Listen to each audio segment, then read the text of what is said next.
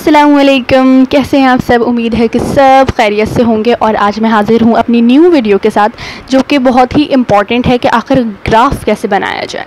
Graph की plotting बहुत सारे बच्चों को बहुत मुश्किल लगती है, बट सीरियसली आप मेरा यकीन करें कि ये कोई मुश्किल नहीं है। बस थोड़ी बहुत पॉइंट्स को समझने की ज़रूरत है, फिर आप कितना भी मुश्किल हो, कैसा भी ग्राफ हो, फ़ौरन से बना सकते हैं। तो टाइम वेस्ट किए बगैर जल्दी से वीडियो की तरफ चलते हैं। अगर हम ग्राफ की बात करें तो ये एक ग्राफ है जो इस वीडियो में मैं आपको बना के दिखाऊंगी। ये एक कर्व लाइन का ग्राफ है, जबकि बहुत सारे स्ट्रेट लाइन के भी ग्राफ होते हैं। ग्राफ के लिए सबसे पहले आपको एक ग्राफ पेपर की ज़रूरत है। As you know, without graph paper आप कैसे बना सकते हैं। तो ग्राफ पेपर ईज़िली आपको कोई भी स्टेशनरी शॉप से मिल जाएगी। सिंगल ग्राफ पेपर भी मिल जाता है और ये इस तरह की एक बुक भी मिल जाती है। अगर आप पूरी बुक ख़रीद लेते हैं तो आपके मैट्रिक में या इंटर के प्रैक्टिकल्स वगैरह में बहुत अच्छे से काम हो जाएगा। बार बार आपको ख़रीदने की ज़रूरत नहीं पड़ेगी। अब इस ग्राफ में सबसे पहले आपने अपनी लाइन ड्रॉ करनी है, एक्स एक्सिस की लाइन और वाई एक्सिस की लाइन। उसके लिए ये आप पे डिपेंड करता है। आप पेज के सेंटर में ओरिजिन डिसाइड करें अपना, जिस पर एक्स और वाई इंटरसेक्ट होते हैं, वो ओरिजिन पॉइंट कहलाता है। या आप पेज के कॉर्नर पे करें, तो मैं जो हूँ वो पेज के सेंटर में कर रही हूँ। लाइंस ड्रॉ करते हुए ये ख़ास ख्याल रखिएगा कि आपकी लाइन थोड़ी प्रोमिनेंट हो, ताकि आपके ग्राफ जब आप प्लॉट करें तो उसमें एक क्लियरिटी हो, एक नीटनेस हो। अब यहाँ इम्पॉर्टेंट पॉइंट ये है कि मेरे ग्राफ में मुझे ऐसी कैलकुलेशन करनी है जिसकी हाफ़ वैल्यू पॉजिटिव में है और हाफ़ वैल्यू नेगेटिव में। जस्ट लाइक एक्स एक्सिस पर मेरे पास वैल्यू है फॉर एग्जांपल 1 2 3 4 5, बीच में ओरिजिन यानी वो ज़ीरो है और ज़ीरो से कुछ पहले भी वैल्यू हैं। तो इसीलिए मैंने ये बिल्कुल सेंटर वाला पॉइंट बनाया है। बिल्कुल सेंटर में मैं ये ओरिजिन या ज़ीरो आप कह सकते हैं, इस पॉइंट को बना रही हूँ। लेकिन अगर आपके पास नेगेटिव में कोई वैल्यू नहीं है, सिर्फ पॉजिटिव में है, तो आप ये बीच वाली जो मार्जिन लाइन है इसको कॉर्नर के पेज के किसी भी साइड पर अरेंज कर सकते हैं ना। अब मैं लाइनों पर मार्किंग करने लगी हूँ। जिस तरह मैं अपना स्केल डिसाइड करना चाहती हूँ मैं उस तरह मार्किंग कर रही हूँ। ये आपके ऊपर है, आप भी डिसाइड अपनी तरह से स्केल कर सकते हैं। नाउ अगर आप इस ग्राफ पेपर पर फोकस करें तो हर एक स्क्वायर बॉक्स जो है उसके अंदर 10 स्मॉल बॉक्सेस हैं। अब बहुत सारे लोग ये पूरा जो थोड़ा प्रोमिनेंट बॉक्स बना हुआ है इसको मार्क करते हैं एज 1 2 3 इस तरह। लेकिन मेरे पास थोड़ी मुझे बड़ी वैल्यू चाहिए, तो मैं ऐसा करूँगी कि इस एक बॉक्स में 2 वैल्यू डाल दूँगी। यानी एक बॉक्स के अंदर 10 है तो मैं 5 बॉक्सेस के बाद डालूँगी 1, फिर 5 के बाद, यानी पूरा जब एक बॉक्स कंप्लीट हो जाएगा तो 2, फिर 5 3 इस तरह। जैसे कि मैंने आपको बताया था कि ग्राफ में मैंने हर एक बॉक्स को 2 में डिवाइड कर दिया है, बट बेसिकली मेरे पास वैल्यू ऐसी नहीं है जो मैं 1 2 3 4 5 यूज़ करूँ, क्योंकि आप देख सकते हैं मुझे अपनी वैल्यू 25 तक पहुँचानी, क्योंकि मेरे पास एक जो रीडिंग आ रही है वो 25 की है। तो अब मेरा ग्राफ तो ऐसे बहुत बड़ा हो जाएगा, इसलिए मैंने इनको 5 के टर्म्स में ब्रेक कर दिया। 5, फिर 5 बॉक्सेस के बाद 10, फिर 5 बॉक्सेस के बाद 15, फिर 5 बॉक्सेस के बाद 20 इस तरह। तो मेरे पास ग्राफ भी छोटा हो गया और ये सारी वैल्यूज़ भी आ गई। अब बारी आती है वाई एक्सिस की। वाई एक्सिस में मेरे लिए वैल्यू इंसर्ट करना थोड़ा मुश्किल था, क्योंकि सारी वैल्यूज़ मेरे पास 1 है या 0 पॉइंट समथिंग है।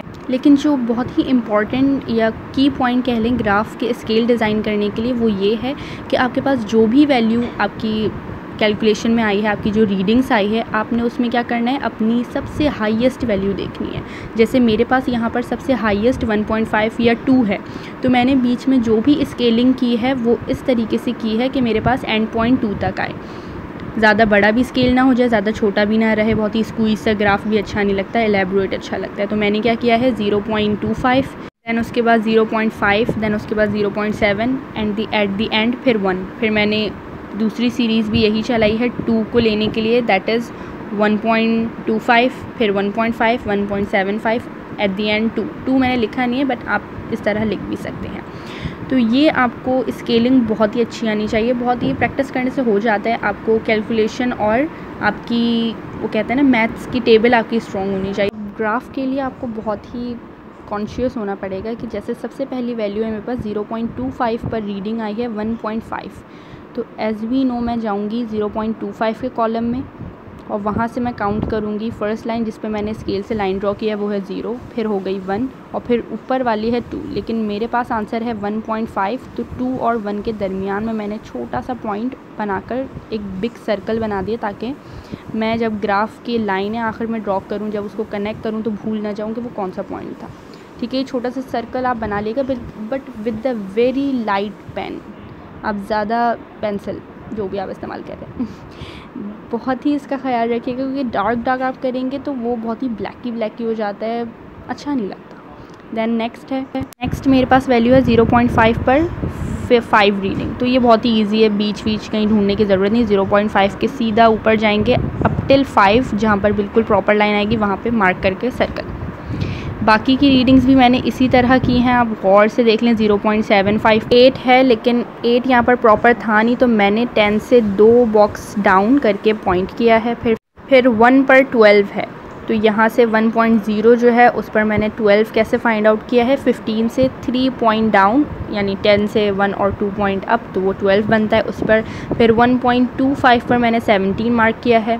अगेन 20 से 3 टाइम्स डाउन जो लाइन थी उस पर, और 1.5 पर 25 पूरा एग्जैक्ट था, तो उसको भी मुझे फाइंड करने की ज़रूरत नहीं पड़ी, मैंने डायरेक्ट उसको मार्क कर दिया।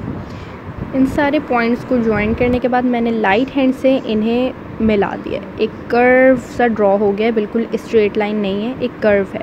आपकी भी ज़रूरी नहीं है हर दफ़ा स्ट्रेट लाइन हो, कभी कर्व होगा, कभी बेंड होगा, कुछ भी हो सकता है। शेप जैसा भी होगा आपके ही बनाया हुआ होगा, तो आप उसे एक्सेप्ट करिएगा।